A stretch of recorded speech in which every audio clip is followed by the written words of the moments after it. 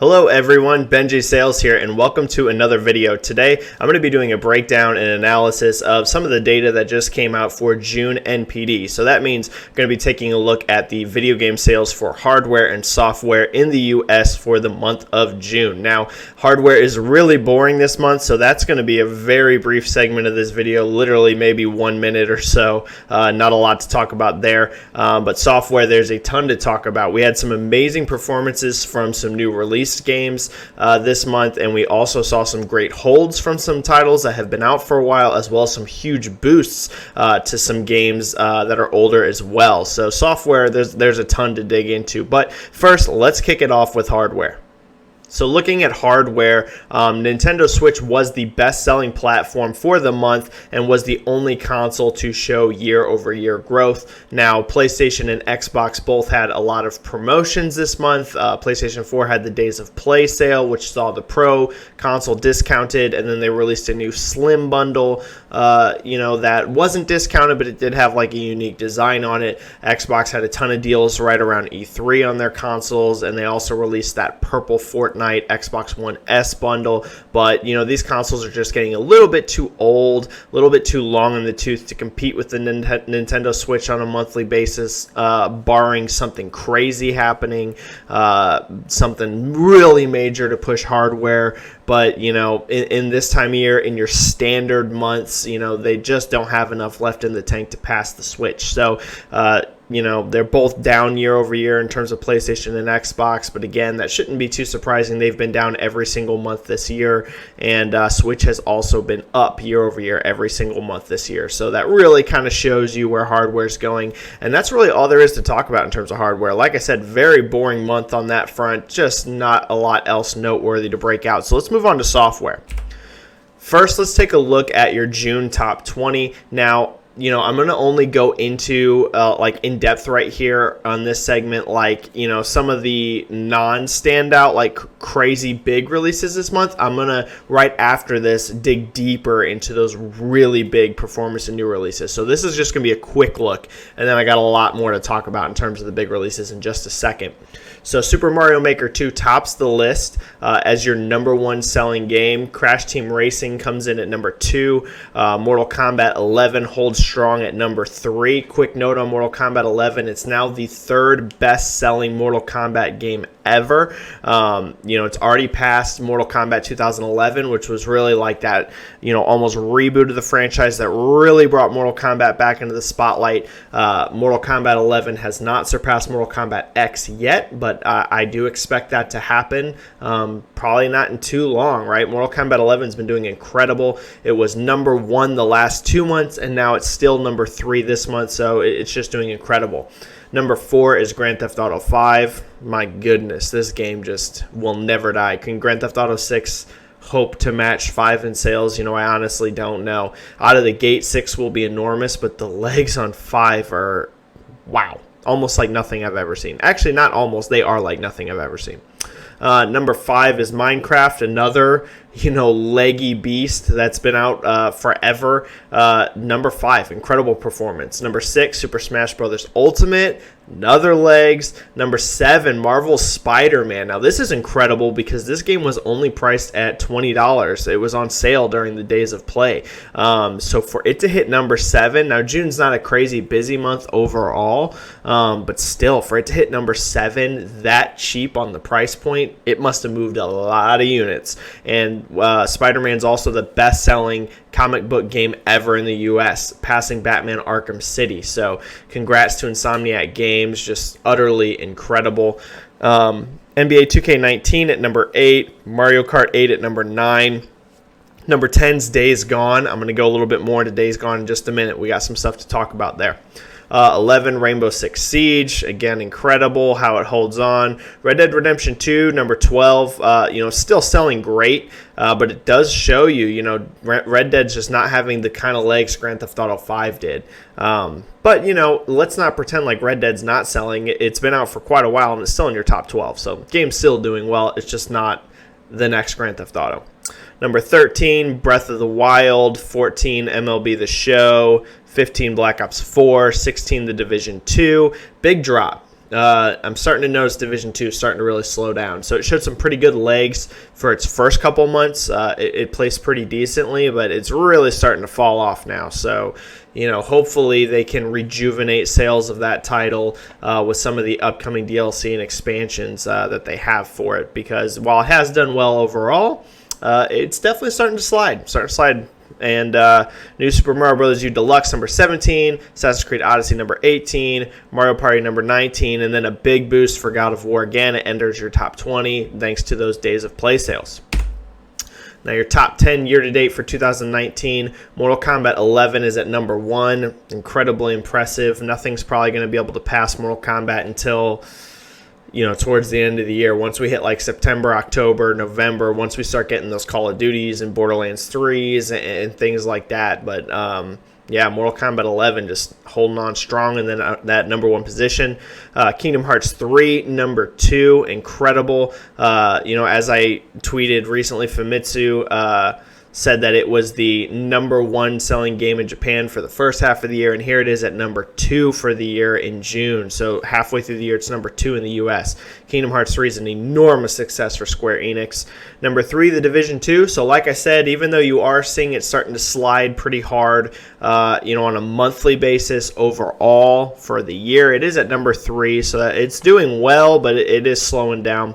Number 4 is Anthem still. That game holding on into that top 4. I don't expect it to last there much longer, but number 4. Number 5 is Resident Evil 2. Really happy to see that. That game's incredible. Number 6, Super Smash Bros. Ultimate. Number 7, Days Gone. Again, I have some more to talk about Days Gone in a minute. Number 8 is Red Dead Redemption 2. Number 9, MLB The Show 19. And number 10, Call of Duty Black Ops 4. So that's your big lists, your highlights. Let's dive a little bit deeper into some of these, right? So let's kick things off first with Super Mario Maker 2. This debuting at number 1 is incredibly impressive. No digital sales are included with this game because Nintendo does not release their digital sales for their first-party titles to the NPD group. So it did it without digital included, and it had a week less tracking than Crash Team Racing. And Crash Team Racing was available on 3 platforms, while Super Mario Maker 2 was only available on the Switch. So very strong performance for it. It set a brand new record for the Super Mario Maker franchise. Now you might be saying, hey, there was only one Super Mario Maker, so it only beat one. Well, Super Mario Maker 1 also had 2 different launches, right? It released on the Wii U and the 3DS. So that means that the launch for Mario Maker 2 was bigger than either of those previous launches for Mario Maker 1. So incredibly impressive. This game is doing dynamite numbers in the US. It's blowing up. It's doing incredibly strong for Nintendo. And yeah, it's just a staggeringly good performance. I expect to see it rise on that best-selling games of 2019 list. I think you'll see it show up next month. I think once we get in July numbers, it's going to enter into that top 10 best-selling games of the year so far. I think, maybe it doesn't quite yet. Maybe it needs one more month. Maybe it'll take until August. But I think you'll see it pop up in July because it'll have a full extra month of sales added into that June performance. So yeah, Mario Maker 2, huge success. Crash Team Racing, coming in at number 2, that's kind of what that is what I predicted. But here's what I did not predict. It was the best selling launch ever for the Crash franchise. Now, in a way, you might be like, well, Benji, that's expected. Crash Team Racing came out on 3 platforms, and Crash Bandicoot Insane Trilogy was only on the PS4. But, that launch was huge for Crash Insane Trilogy. And I thought with CTR being a spinoff, there was definitely a chance that it could launch bigger, but I didn't take that as a 100% fact.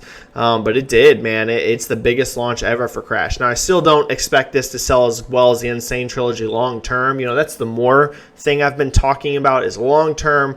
I still would not suspect this to sell better than Insane Trilogy did. Insane Trilogy had amazing legs, and again, those platforming Crash games are more popular than the racing games, but this is still an incredible performance, and again, Crash is back. A new entry in this franchise is in development, 100% 100%. I can assure you of that. You don't see the kind of performance that Insane Trilogy does, and now Crash Team Racing does, and not follow up on that with a Crash Bandicoot platforming game. If this shows legs, right? If people go out there and they keep buying Crash Team Racing, you might get a Crash Team Racing 2, because this is an incredible performance. So Activision may be having an amazing resurgence here. They might be able to sell a brand new Crash Bandicoot platform game at $60, and down the line a CTR 2. So wow, anyone who thought that Crash Bandicoot was just a nostalgia memory, and maybe Insane Trilogy,